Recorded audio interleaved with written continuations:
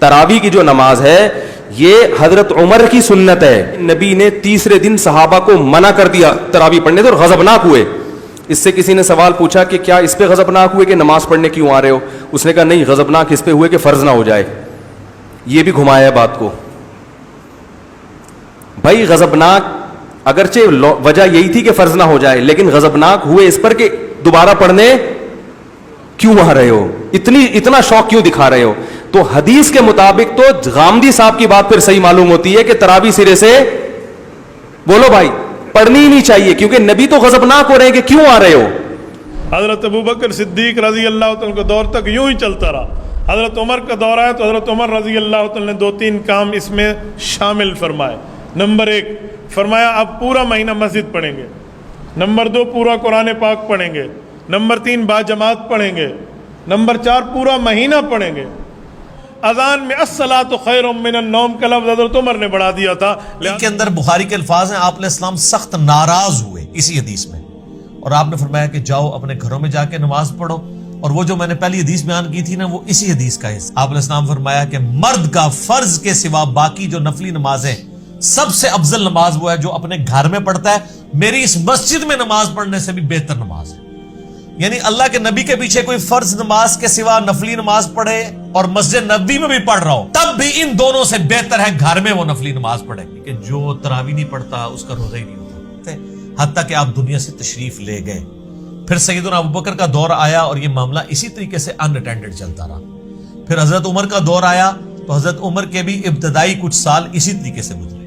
یہ مسلم شریف کی حدیث ہے. انہوں نے کہا اس سے بہتر وہ نماز ہے جو رات کے آخری پہر میں اٹھ کے ادا کی جاتی ہے. بس یہ کہ وہاں سے چلے گئے. یعنی مراد یہ کہ وہ حضرت عمر والی نماز پڑھتے تھے اور یہ جسٹ فیسیلیٹیٹ کیا. حضرت عمر بھی اس کو افضل نہیں سمجھتے تھے، لوگوں کو اکوموڈیٹ کیا. اس لیے شیعہ کا یہ موقف ہے کہ حضرت عمر نے جو شروع کروایا وہ اس کو بدعت سمجھتے ہیں.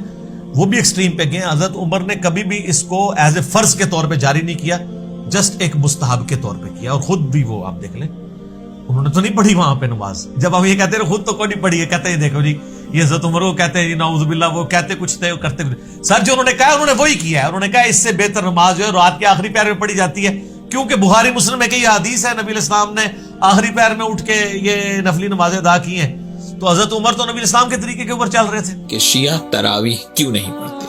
اس سوال کا جواب جاننے کے لیے سب سے پہلے ہمیں یہ دیکھنا ہوگا کہ اس سلسلے میں پیغمبر اکرم صلی اللہ علیہ وآلہ وسلم اور اہل بیت علیہ السلام کا کیا موقف ہے، کیونکہ ہم فقط پیغمبر اکرم اور اہل بیت رسول علیہ السلام کے اتباع کے پابند ہیں.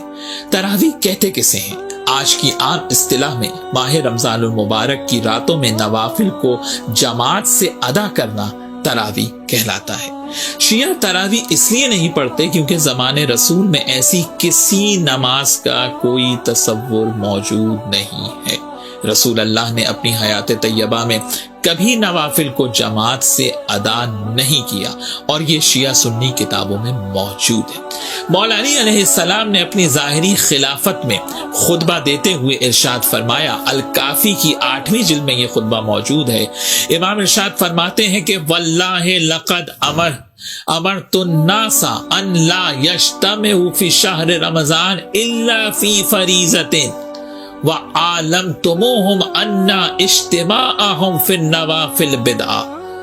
مولا علی نے فرمایا کہ یاد رکھو کہ نماز واجب کے علاوہ کسی مستحب نماز کو جماعت سے ادا نہیں کیا جائے گا، اور نوافل کو جماعت سے ادا کرنا بدعت ہے.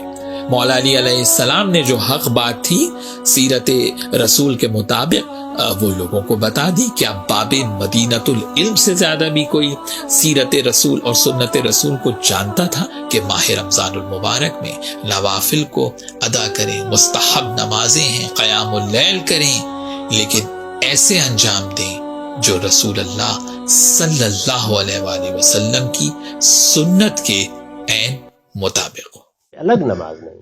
ٹھیک، میں نے جو بات کہی تھی وہ یہ کہی تھی کہ تراویح کوئی الگ نماز نہیں ہے، یہ تہجد کی نماز ہے. اب سوال پیدا ہوتا ہے قیام اللیل سے مراد کیا ہے؟ یہاں پہ میں تراویح کا جو پس منظر ہے وہ بیان کر دینا چاہتا ہوں. دیکھیے جیسا کہ ہم نے خطبے میں بھی دیکھ لیا، اللہ نے قیام اللیل جو ہے اسے فرض نہیں ٹھہرایا تطوع، قرآن مجید میں بھی اس کا کوئی ذکر نہیں. حضور نے تراویح کی نماز یا قیام اللیل نہ اسے فرض قرار دیا، نہ اس کے بعد جماعت کوئی اہتمام کیا مستقل. صرف 3 راتیں آپ نے جماعت کروائی ہے، اس میں 8 رکعتیں آپ نے پڑھی ہیں کہ جو آپ کا معمول تھا تہجد کا وہ پڑھی، اور تہجد کے وقت ہی جماعت کرائی ہے. یہ ہے وہ حدیث. اس کے علاوہ کسی نماز تراویح جو ہے جو ہم پڑھتے ہیں 20 رکعتیں عشاء کے ساتھ متصل، اس کا کوئی ذکر نہ دور نبوی میں ہے نہ دور صدیق اکبر میں ہے. یہ دور حضرت عمر کی خلافت میں ہوا ہے، اور ہم نہیں کہہ سکتے کتنے سال کے بعد ہوا ہے. حضرت عمر رضی اللہ تعالیٰ عنہ کی خلافت کا دور جو ہے وہ تو 10 برس ہے، ہو سکتا ہے 5 برس کے بعد ہوا ہو، 6 برس کے بعد ہوا ہو، 12 ہوا ہے ان کے عہد میں. اس کو آپ نے خود بدعت بھی قرار دیا ہے، لیکن بدعت حسنہ. بدعت کس اعتبار سے؟ لغوی اعتبار سے، نئی بات، اس لیے کہ حضور کے زمانے میں نہیں تھی.